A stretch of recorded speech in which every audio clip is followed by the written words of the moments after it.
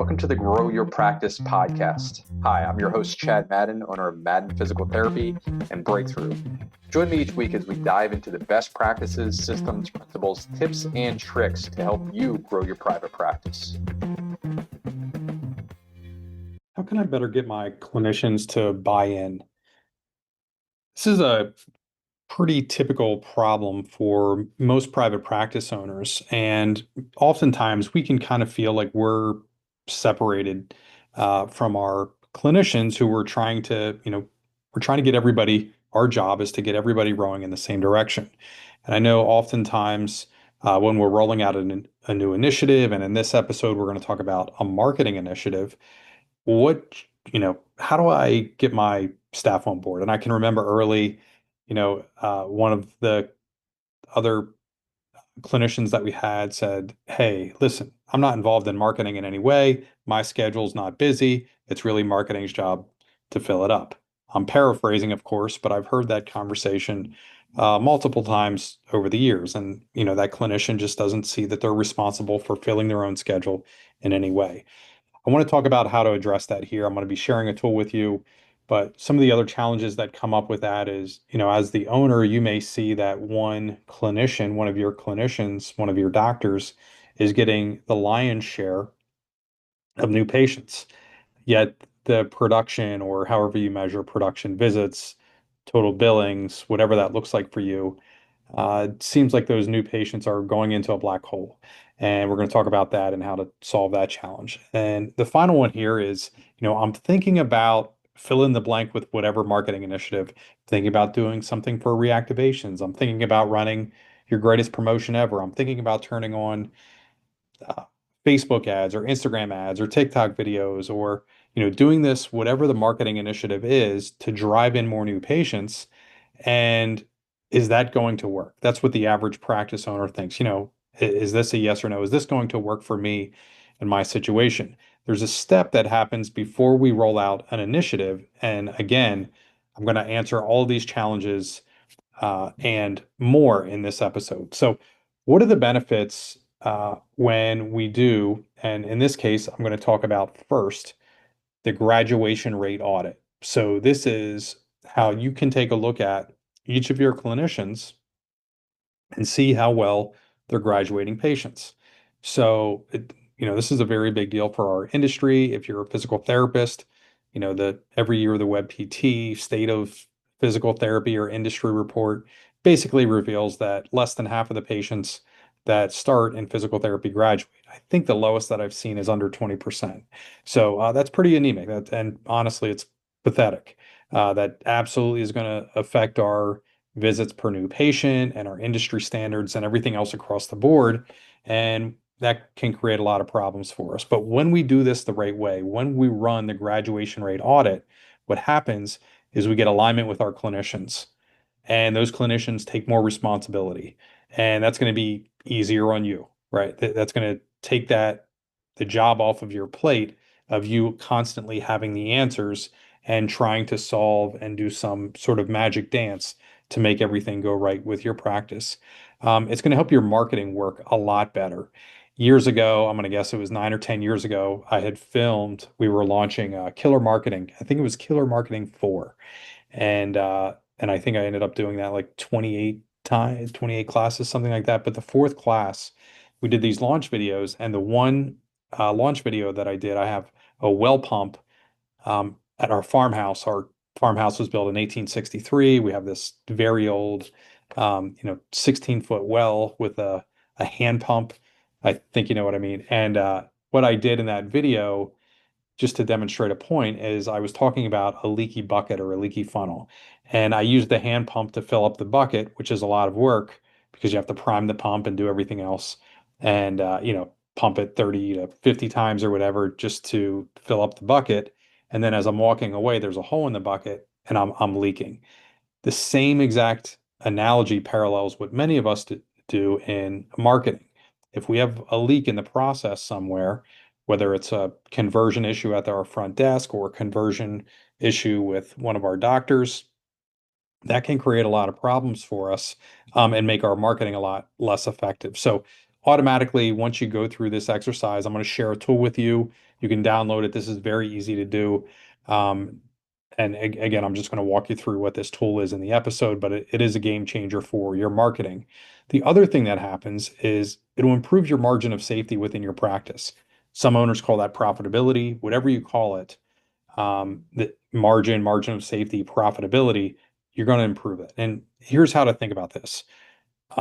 Just go back one quarter, right? A quarter that's complete. So let's say we choose Q1 of this year. And what would happen if um, half of the patients that were discharged early completed their plan of care? What would that have meant for your practice? I'll give one very depressing story for me, but in our main office here in Harrisburg, where we see roughly 700 to 750 visits a week, years ago, we were looking at our total new patient numbers for Harrisburg, and we saw we were like in the mid 300s. Let's call it 350. So, well over 100 new patients a week. And I said, "Oh, how are we doing? What is our percentage of patients who schedule a first appointment who actually attend that first appointment and complete their plan of care?" And we didn't know the answer. And the one thing that we found really quick is that we had 99 new patients in a quarter schedule a first appointment. We call them an initial eval. They either no-showed or canceled that first appointment, and they were never rescheduled again. Right. So we had this huge hole in the funnel, hole in the bucket, right? Where we were obviously investing a lot, whether it would be reactivations, physician referrals, partners referring to us, cold traffic marketing, whatever our initiatives were, and we're very layered here in Harrisburg, very diverse referral sources, but we drove in 99 new patients who scheduled an appointment and either no-showed, canceled, and were never rescheduled. That is a lot of money. What would that be worth to your practice? For us, I'm going to guess that was worth at least 120, $150,000, and that is all margin. I wouldn't have to pay more to go back and service those. It would not increase our cost at all, right? We already invested in the marketing. All our employment costs are handled, all our space costs are handled, all the equipment costs are handled. There would be no more increase in cost. And it was really 120, $150,000 in margin that we missed out on in one quarter. That is brutal. That is absolutely devastating to think about. So this is also going to improve your margin of safety. I want to share another story with you. We had so we have this graduation rate audit. I'll share my screen here with you in a second. If you are listening to this only and you don't have access to the video, I'll explain the sheet that I'm looking at. It's very easy to process mentally, even if you're driving down the road. It's pretty simple. But so we have we, we take on a lot of entry level DPTs over the years. That's really how we've grown. And we had an amazing one who is still with us. Her name is Jan Grove. And when Jan started with us, just like out of the gate, I could tell. And she did work with an experienced PTA here at our Harrisburg office, but I mean, she filled her schedule really, really quick. And she got to a certain point for an entry level DPT, just was very ambitious, very driven, asking amazing questions, was a sponge, and then implemented really, really well. Amazing manual therapist. And putting together a complete plan of care, awesome communicator, everything checked out across the board. And she was about a year in, and she said, how am I doing in my development? And she was mentored by Joe here at our main office, and was just doing an awesome job. And she had asked me, how can I take on more responsibility? What else can I be looking at here? And I said, well, how do you think you're doing? And she said, I'm doing really well. And I said, okay, let's just take a look at one thing. What do you think your graduation rate is? And as most clinicians do, especially those of us that pride ourselves on high quality of care, her answer was, well, I think I'm well above 80. Or maybe she just said 80. Um, this was quite a few years ago, probably like 8 years ago now. But yeah, so she said 80% plus. I do remember the number. And I said, okay, let's find out. And I gave her this sheet, and I'm going to share the exact sheet that I shared with her. I'm going to share it with you now. And again, for the listeners, I'll explain what I'm looking at here. But I simply have a very straightforward um, Google spreadsheet. You can do it in Excel as well. We have four columns. We have the initials, and this is the initials of the patient. And I'll explain to there's even though there are instructions on the sheet, I'll read what the instructions are to complete this. Initials of the patient, number of visits they were seen for, did they graduate, yes or no? And that means they achieved their goals, and the physical therapist and the patient agreed that they should be done with therapy, that full therapeutic benefit had been realized. And then the reason for discharge. Very, very simple. So initials, number of visits, did they graduate, yes or no? And the reason for discharge. That's it. So I sat down with Jan and I said, okay, here's the form. Go back to a month. That's completed. I think we went back 2 months, and she went through, and I said, okay, we're going to meet a week from today. And what you're going to do is go back to, let's just say February, hypothetically. Go back to February. Every new patient that you saw during the month, you write their initials, number of visits you saw them for, did they graduate, yes or no, and the reason for discharge. And you said above 80. So if you had 20 new patients, that would be more than 16 of those patients graduated, 16 or more. Yep, got it. So she went through, completed the form. We met a week later. She was at 40%. It was 8 of 20. And she was just not, she did not do well with that. Again, very ambitious, viewed things a certain way, but she had no awareness, right? I had an idea. I could see new patient numbers, I can see average visits per new patient, things like that. I was looking at the metrics. I had some awareness there, and she just didn't have the awareness. And that's not a good or bad thing. It just is. And that's what happens with most of us. I mean, you might be on this call and have been in practice for 30 years and you never looked at your graduation rate. Very, very possible to do that. So Jan now she knew what she didn't know, right? And the follow up to that. So a lot of practices owners will stop there. And I know I learned long ago that is in my head doesn't really matter. It's what is in the therapist. Our clinicians are intelligent, our team members are intelligent, they can solve things, and I'm just not in the game of all answers through me. That's not my management style, and I don't think for most of you that's not really the management style that you want to be running as well. So anyhow, I said to Jan, well, you know, how are you going to improve that? What are you going to do? I didn't give her, any trainings I had done or anything like that. I just said, what are you going to do with this? And she said, well, let me tell you what I already did. So that was music to my ears. And she had met with her PTA at the time, Ryan, and they laid out three things to do. And I remember one of those key action items was having a running census of patients. Very simple to do, but they would update it and they would make sure on every visit that the patient, if they should have, they had another visit scheduled.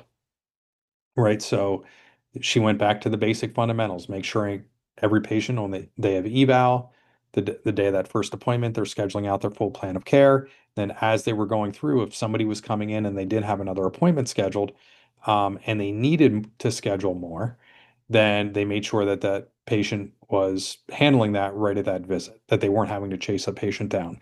So she put in two or three action items. They worked really well. And I said, okay, so what do you want to do now? And she said, well, I want to check again.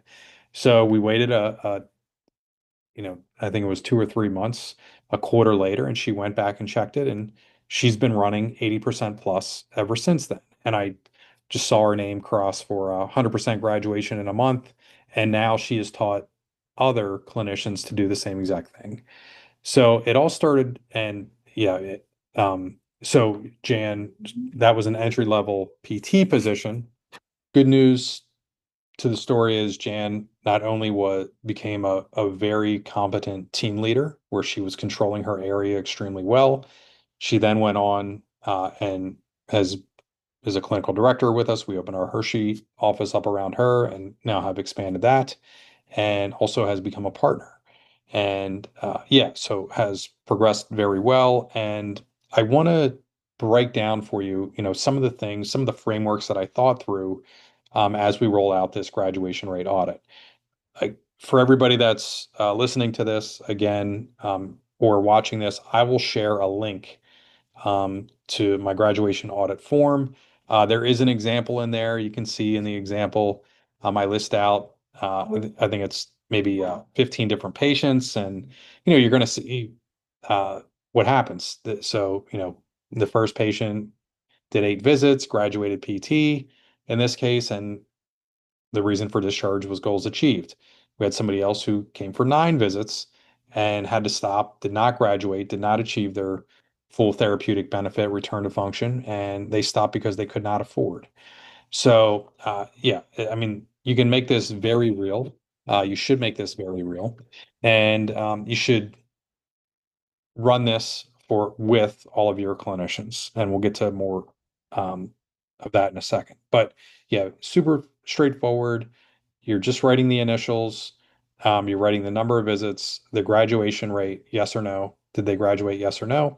And then the reason for discharge. And then you're just simply adding up the number of Ys and dividing that by the total number of patients. So in our example here in the spreadsheet, we had 10 people graduate out of a total of 15 patients. That to me sounds like 67% graduation rate, right? And we're aiming for 80% plus in most situations.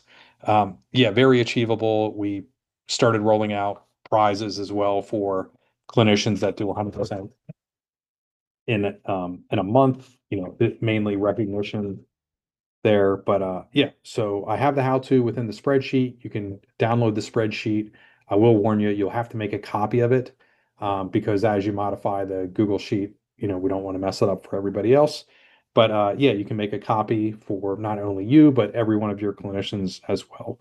So there are a couple things that get in the way, and you should be aware of, in the story there with Jan. The first is I've seen owners do it for clinicians. Do not do that. Uh, it won't play out well, right? So I did not complete the graduation form and then go to Jan and say, "Hey, your graduation rate's 40%."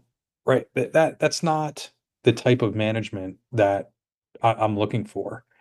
Um, it yeah. So you're not looking to do that. The most important thing is not what is in your mind as the practice owner. It's what's in your doctor's mind and the clinician's mind. You want them to complete the form. So don't make the error of you're going to, let's say you have 10 clinicians and you're going to do graduation rate for everybody, and then you're going to host a meeting and then tell everybody how good or bad they're doing. Don't do that. Especially if you're looking for long-term meaningful change, you want the clinician to do it. You want to sit down with the clinician, you want to follow up, you want to put some steps in with that clinician. You can coach and support them along the way, but this is a simple exercise that anybody can do. Um, the other, just as an aside, I'll throw it in there. I've seen people try to run like from a straight EMR report. Um, I would validate it. I'm old, right? So, or at least old school. And I want a tangible result. Like I want that clinician to go through the EMR and not just give me a number of 67%. I want them to go through and say, okay, I saw, AB, whoever, you know, those initials represent. I saw this patient AB. I saw them for 3 visits and they had multiple cancel and no shows, and then they dropped off. Like I want them to go through that process with every individual patient at least for a month. We don't do this every month. I doubt, Jan has run another graduation audit for herself in the last few years. Just no real reason to because her graduation rate in general is fairly high and she's not having trouble filling her schedule. But yeah, I would be cautious of trying to create an EMR report where you're then delivering to each one of your clinicians what their graduation rate is. I want the clinician to go through the process, that tangible process of, inputting, doing some data entry, thinking through, oh, yeah, that patient dropped off and I never followed up with them. That was a mistake. Or I messed up the authorization with the insurance, or I fumbled on that initial eval when I made my recommendation for the plan of care. I remember that, right? You want them to have that opportunity to correct their behavior or optimize their behavior, and you rob them of that opportunity when you just hand them a number or when you run the graduation rate audit for them. Yeah, so some other things that when you do this the right way and the clinician themselves goes through this form, and by the way, again, you can make 1 million copies, share it with all your clinicians. Please do that. Yeah, it's a very simple tool. No IP needed here, right? Like there's no trademark or anything. This is just, we run this in our clinic. I've shared it with other clinicians, other practices. They love it. And you should just take this and run with it as much as possible. But we want that clinician, when they go through this, we want them to have the awareness, the realizations, the cognitions, the aha principles, where we're creating long-term positive behavioral change, optimizing, their behavior as a clinician, long term. And the other thing that I'll say is very possible to go through this. The clinician says, "Oh yeah, here's what I'm going to do. These three things, whatever they originate," and then there's no follow-up. I want exactly what happened with Jan. We we take a baseline measurement. I mean, this is what we do as clinicians all the time. Baseline measurement, have awareness on exactly what that was. In this case, it was 40%. Okay, what are you going to do about that? She creates a plan. She executed the plan. We go back and check 90 days later.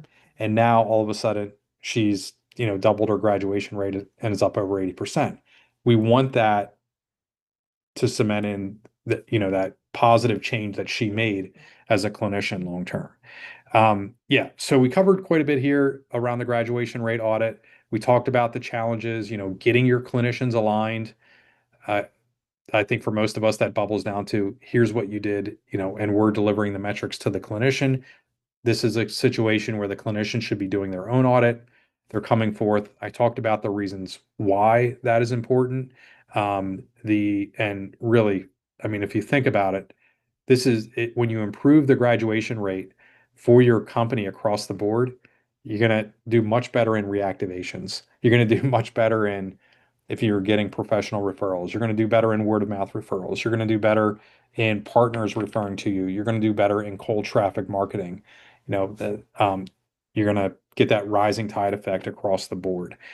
So we talked about the challenges, we talked about the benefits, getting everybody on board, increasing responsibility and accountability amongst your clinicians, and most importantly, improving the effectiveness of your marketing when you do this first before you roll out that marketing initiative. It also improves the margin of safety, the profitability of your practice. I shared the story with you around Jan and how she made a dramatic improvement without the key thing is did not take a lot of time, money, and resources from me as a manager or as a practice owner to walk through that process with her was very quick and easy. I'm going to guess a total of an hour investment of time between the two of us. I shared the tool with you, and that includes not only an example on the one tab, but also the actual audit form and the 5-step process of how to complete that. Again, you can share that with all of your clinicians. I talked about what typically gets in the way for practice owners where they want to run the graduation rate audit. They want to tell the clinicians, don't do that. You're not going to do that. You're going to have each individual clinician fill this out.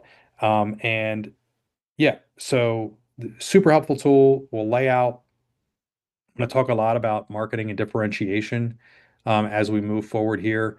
This really is in alignment with those 2 episodes. If you listen to that on our pathway, we're laying the path to build $100 million practice. For us, our purpose and mission, it aligns well because we want to be the number one provider in central Pennsylvania for physical therapy services as measured by graduated patients. So this very much supports that. It's a different way to look at it. So we're a little bit differentiated in the market as well, especially amongst other clinicians, and that carries through to patients as well. And yeah, so the other thing that you can do is, what other owner do you know that's trying to get their team on board and they've expressed frustrations to you? You can share this form share this episode with them, full permission to share the episode. You can also share the graduation rate form with them, help them out. You don't even have, you don't have to reinvent it, just share it. Hey, heard this episode. Here's a tool. You can share it. I don't have it behind a landing page or even anything like that. It's just a simple Google Doc that you can copy and use for yourself. And yeah, complete the form there. I will, in the next few episodes, I'm going to talk about very simple marketing initiatives that you can have within your practice to fill schedules, as that's a very big problem for a lot of practices. Leave a lot of money on the table, unfilled schedules, incomplete schedules, underutilized schedules are probably the number one reason for margin issues, profitability issues within private practice PT. We'll be talking about that next time. Thanks for listening. Check out the form within the show notes, and I'll see you in the next episode. Thanks, everybody. See you.